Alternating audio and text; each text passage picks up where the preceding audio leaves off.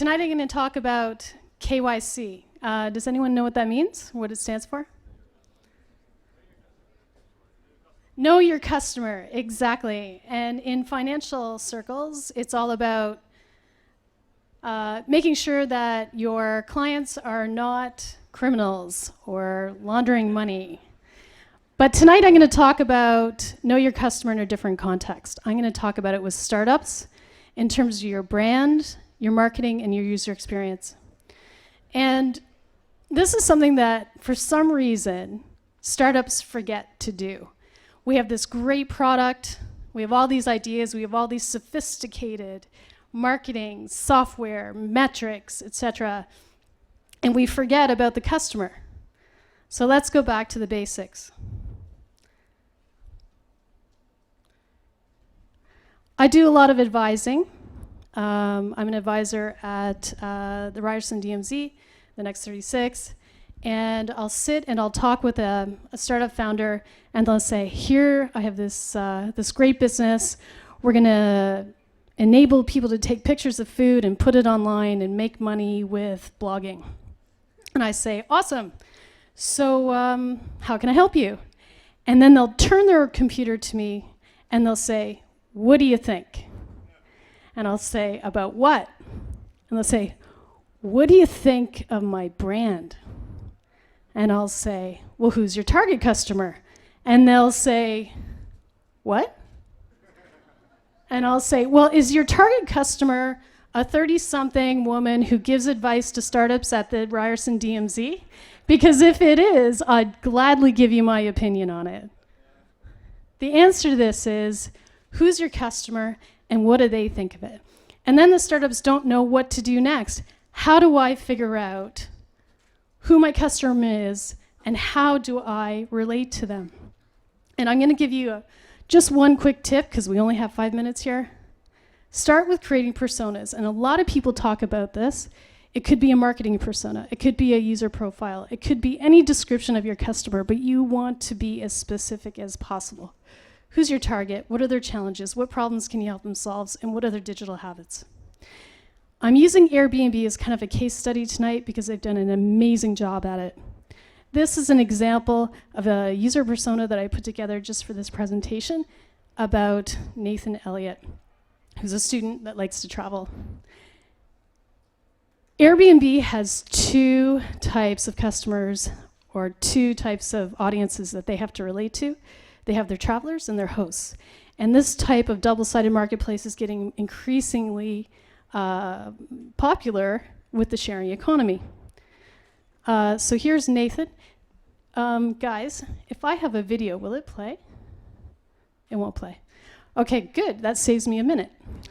So if you go to the Airbnb site, you'll see a video about this girl who's in Korea, and she likes to host people. And it's a perfect match for Elliot because he wants to go to Korea, but he's not sure. He's a bit nervous, doesn't speak Korean. She speaks perfect English, and this video is on the website. So here are these two parties across the world uniting together in community. So Airbnb did a big rebrand. I don't know if any of you guys remember the old one. It was just a word font. This is a brand. And this is a brand symbol. Does anyone know what this thing's called? Almost. Yeah, bellow. The universal symbol of belonging. This is what Airbnb wants everyone to know about them. The universal symbol of belonging. Here you can check it out. Now I want to talk about know your customer and marketing. These are the 3 best ways to waste your marketing dollars for a startup. When I talk to startups, for some reason, they get marketing dollars and the first thing they want to buy is coffee mugs. I don't know why. If your startup does not have anything to do with drinking coffee, forget it. The second thing is a pen. Why are people always buying pens? These are digital products. Unless you're signing contracts, you don't need a pen. And the third thing is the free iPad offer, the free Apple offer. Everybody already has their Apple products. If they're signing up on your website for an Apple product, they're never going to give you money for whatever it is you're selling. They just want free Apple products. So skip it. Do something like Airbnb, where they provided peer-to-peer ratings, because that guy Nathan, he cares about that. They curate their listings and they offer professional photo services and video because Nathan cares about that. So does the host. And they did a really smart thing at the beginning. They started out with Google AdWords and they advertised on Craigslist, where people were already seeking rooms to rent. Be where your customers are. The third thing is user experience and onboarding. There are 4 main things that you can do with onboarding. A feature review or tutorial, get users to do something, set up their account, or all the things. Most people are trying to get people to do all the things, but you don't want to do that because you're going to get in the way of what your customer wants to do. So Vivo, they wanted to do an experiment. They used to make everybody go through a tutorial, and nobody necessarily wants to do that. So why force them?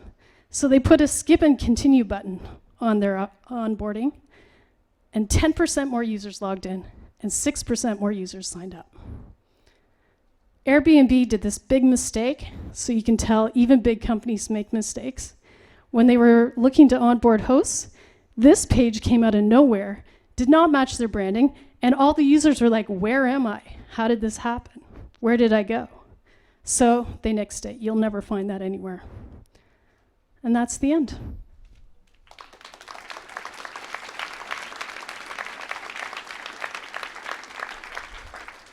Any questions? Two questions.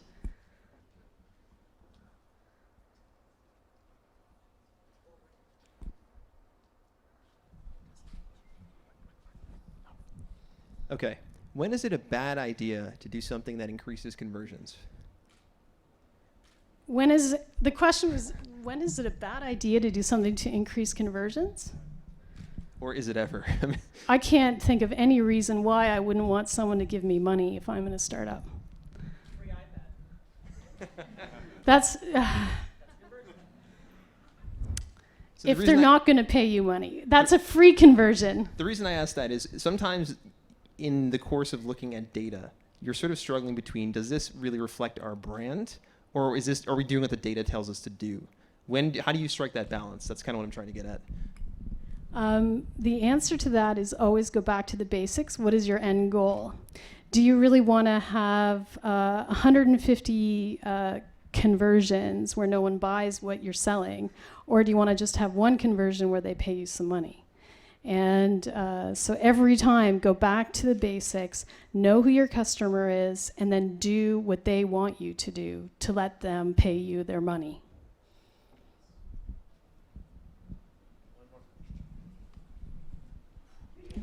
I've noticed sometimes there's a discrepancy between what people say they want in a user interview and what they actually do when they're using the product.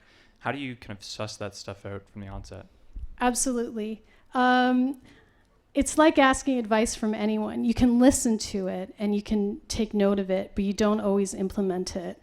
And Eric Ries talked a lot about that in his book, The Lean Startup, where they interviewed a lot of customers, but they didn't always take their advice. So again, going back to that user profile you started with, and you're asking them about what features they want, that'll help inform whether it's a good idea or not. Always go back to the vision.